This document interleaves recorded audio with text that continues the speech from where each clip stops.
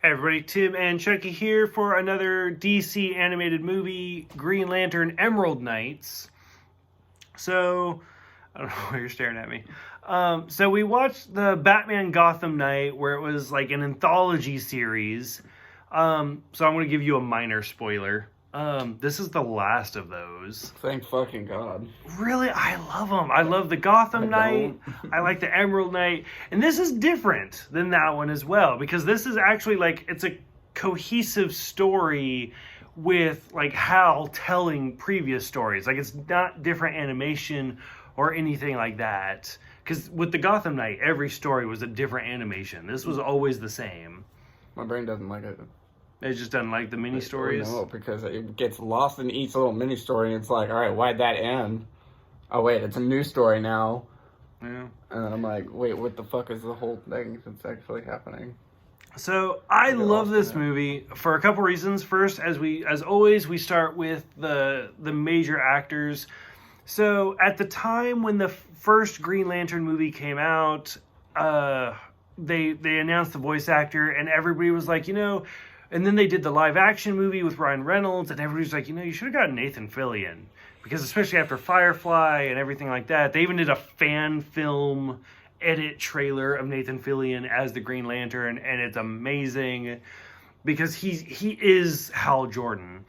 And so Nathan Fillion, who previously voiced Steve Taylor in the Wonder Woman movie, returns in this as Hal Jordan. And again, minor spoiler, he pretty much voices the Green Lantern in all the movies after this. Anytime we see Green Lantern, he is the voice of Green Lantern now. So we get him, Jason Isaacs, who's a fantastic actor in everything he does, like whether it's The Patriot, whether it's Event Horizon, the Harry Potter movies, and we last saw him in Under the Red Hood, where he played Ra's al Ghul, and this he plays Sinestro. I didn't like him as Sinestro. Like, after the last Green Lantern movie, where it was Victor Gerber who voiced him, I loved Victor Gerber. I thought he did fantastic. I didn't like Jason. I love Jason Isaacs as an actor. I didn't like him as the voice of Sinestro. But overall, the main plot of the movie is this giant creature from the anti-universe is coming after Oa, the planet of the Green Lanterns. And Hal Jordan has a new recruit. What is it? 1, 2, 3, 4, 5. He tells her 5 different stories over the course of the movie. Like, as a whole, what did you think of this movie? Like, it was cool to watch, and like the stories were good, but like, yeah, the jumping between the mini stories, that kind of shit buggers me. I'm like, each of those could have been their own movie and drawn out way longer. Oh, definitely. And it's kind of like the shorts. When we watch the shorts, like each of those shorts, the Jonah Hex and everything, I was like, I could watch an hour of this. Like, especially the Spectre. I was like, I could watch an hour of this easy. Yeah. So we'll talk about each story very briefly. The first Lantern, where they create the first 4 lanterns, and Avra is the first one to the subscriber or whatever creates everybody, and we watch his ring gets passed down to Hal eventually. Like, anything stand out to you about that one, where we see the first 4 lanterns ever made? No, nothing. Okay. Not specifically.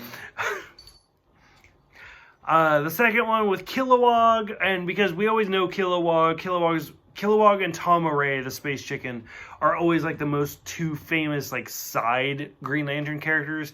And this one we see Kilowog basically in boot camp when he's a brand new Lantern, and him and I think it was Deacon. He got his ass fucking kicked. Yes. Anything stand out to you, especially the ending where he's drawing the lantern in blood? That shit was fucking fun. I loved how his blood was green. I was like, yes. What a coincidence. On point. Yeah, poser. But Poser. I thought it made sense why Kilowog is the way he is now. Okay. Because he was kind of more Hal Jordan-ish in his beginning. Oh, you know what? Yeah. And then the rookie. Yeah. Oh, I gotcha. I didn't even think about that. Yeah. Well, I mean, no, he was a lot like Hal Jordan just in general. Hoping for the best. Yeah, and then kind of having fun with it. Mm-hmm. And then he met Deegan, and fucking Deegan fucked his world up. Mm-hmm. Yeah, and when he like takes the ring off, and he's like, "Say that to me again," And then beat his ass. Yep, and he's like, it's not the ring that makes the lantern; it's the person. And it's like, okay, so that one stood out to you a little bit. But okay. Lyra I didn't like that one. That was the most boring out of all of them, where it's the daughter versus the father. that was weird. Yeah, that one, I don't know. I got nothing for that one. Mm-mm. Okay. Probably one of my favorites, written by the amazing Alan Moore, who wrote From Hell, Leave Extraordinary Gentlemen, 300, The Watchmen. What's the Superman story that he wrote? Well, he wrote Batman: A Killing Joke. He wrote The Man Who Has Everything for Superman. One of my favorite authors of all time, obviously. I love Alan Moore. Wrote the story Mogo Doesn't Socialize. And I can't even talk about it. It is so good. It is all about Bolfunga. If I had a kid, I would name him Bolfunga. I love that name. Bolfunga! Who is voiced by Roddy Piper, the late great fighter, who I always think of the John Carpenter movie where I'm here to kick ass and chew bubblegum. And I'm all out of bubblegum. It's a great line. Anyway, Bolfunga is after the strongest person in the universe, and this guy is like, oh, you should go to these coordinates to find Mogo, who's a Green Lantern. And what did you think of this story? Like, I think it's a stupid story. It is awful, but I absolutely love it. I think it's great. I mean, they show him showing up on the planet and like sending Bolfunga! Yeah, he's like fucking running around berserking out, and then like sends out his drones. And he's like, scan the planet. They're like, it's everywhere. I'm like, oh, it's the fucking planet. I'm like, it's the planet, isn't it? He's like, oh no. I'm like, it's the fucking planet. It's a fucking planet. It is a living planet. So the planet's sitting there playing games with the motherfucker, having him run in circles for months. I love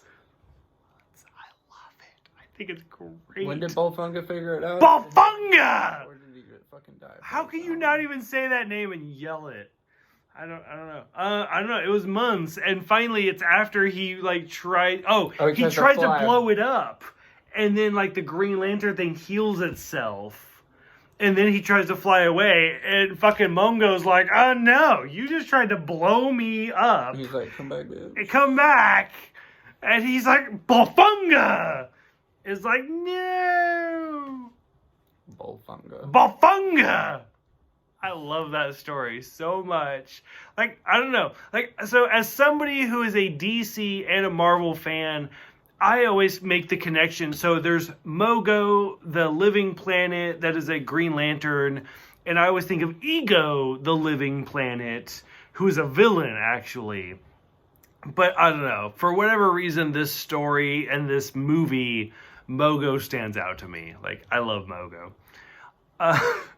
The last story, again, not that great, is all about Abin Sur, the Green Lantern of 1428, before Hal Jordan, and basically just him doing his thing with Sinestro. Like, I don't know, that story didn't stand out to me as much. I mean, they were doing things, and they said he died.